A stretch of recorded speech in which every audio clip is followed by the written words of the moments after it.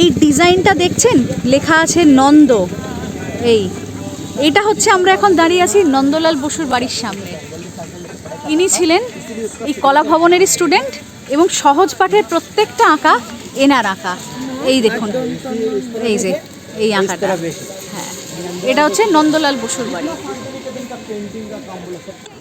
এই যে ডান দিকে সরু রাস্তাটা চলে যাচ্ছে, এর বাঁ দিকেরটা হচ্ছে কলা ভবন এবং ডান দিকের বিল্ডিংটা হচ্ছে সঙ্গীত ভবন। এইটা কলা ভবনের বিল্ডিং এবং অপোজিটে, অর্থাৎ এই ডান দিকের বিল্ডিংটা সঙ্গীত ভবনের বিল্ডিং। এইখানে আগে 25শে বৈশাখ এবং 22শে শ্রাবণ, মানে রবীন্দ্রনাথের জন্মদিন এবং মৃত্যুদিনের দিন আগে এখানে মেলা বসতো, কিন্তু এখন এখানে মেলা বসে না। এখান থেকে মেলাটাকে শিফট করে দেওয়া হয়েছে। বিশ্বভারতী ক্যাম্পাসের মেন ভিডিওর লিঙ্কটি আমি ডেসক্রিপশানে অ্যাটাচ করে দিলাম, প্রয়োজনে দেখে নিতে পারেন।